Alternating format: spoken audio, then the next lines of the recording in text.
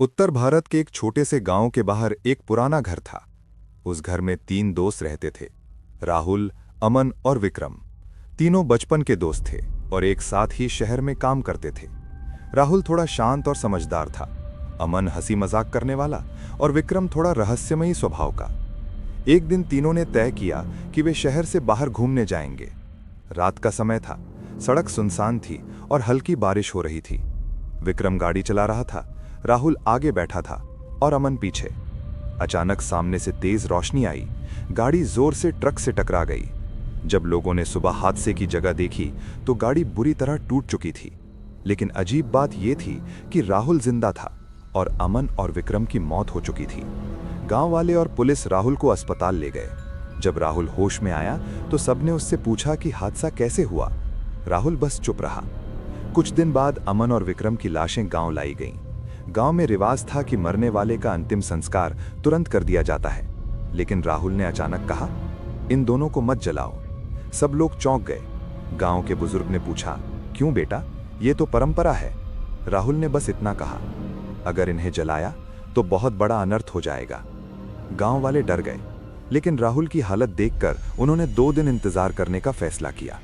पहली रात जिस कमरे में अमन और विक्रम की लाशें रखी थीं, वहां से अजीब आवाजें आने लगी। कभी ऐसा लगता जैसे कोई दरवाजे पर खरोच रहा हो, कभी ऐसा लगता जैसे कोई धीमी आवाज में फुसफुसा रहा हो। गांव के 2 लोग डरते डरते अंदर देखने गए। लाशें वहीं पड़ी थीं, लेकिन एक चीज ने उन्हें डरा दिया। अमन की उंगलियां हिल रही थीं। वे लोग भागते हुए बाहर आए। अगली रात घर के बाहर खड़े लोगों ने देखा कि विक्रम की आंखें खुली हुई थीं। अब गांव में डर फैल गया। सब लोग राहुल के पास गए। सच बताओ, ये सब क्या हो रहा है? राहुल के चेहरे पर डर साफ दिखाई दे रहा था। उसने धीरे से कहा, क्योंकि वे दोनों अभी मरे नहीं हैं। सब लोग हैरान रह गए। राहुल ने कांपती आवाज में बताया, उस रात जब एक्सीडेंट हुआ, टक्कर के बाद राहुल बेहोश हो गया था। जब उसकी आंख खुली तो उसने देखा कि अमन और विक्रम सांस नहीं ले रहे थे। लेकिन तभी एक बूढ़ा आदमी सड़क पर आया। उस बूढ़े ने कहा, ये दोनों मर चुके हैं, लेकिन अगर तुम इन्हें जला दोगे तो उनकी आत्मा हमेशा के लिए फंस जाएगी। राहुल ने पूछा, फिर क्या करना होगा? बूढ़े ने कहा, 3 रात तक इनकी लाशों को मत जलाना। तीसरी रात इनकी आत्मा खुद इस दुनिया को छोड़ देगी।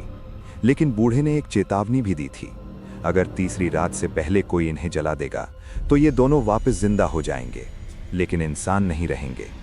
तीसरी रात शुरू हुई। गांव के लोग डर के मारे घरों में बंद हो गए। राहुल अकेला उस कमरे के बाहर बैठा था। अचानक कमरे का दरवाजा अपने आप खुल गया। अंदर से भारी आवाज आई, राहुल। राहुल कांप गया। अंदर देखा तो अमन और विक्रम खड़े थे। उनकी आंखें काली थीं और चेहरा डरावना। वे धीरे धीरे राहुल की तरफ बढ़ने लगे। राहुल को बूढ़े की बात याद आई, तीसरी रात आत्माएं इस दुनिया को छोड़ देंगी।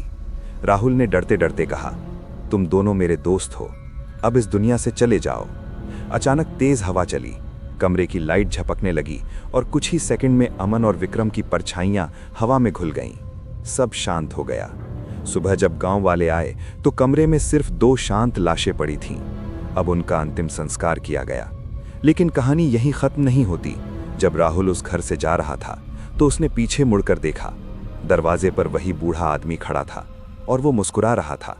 राहुल उसके पास गया, लेकिन जैसे ही वो पास पहुंचा, वो बूढ़ा अचानक हवा में गायब हो गया। तब राहुल को समझ आया, शायद वो आदमी इंसान नहीं था, बल्कि किसी और दुनिया का रक्षक था। और इस तरह 2 लाशों का रहस्य हमेशा के लिए खत्म हो गया।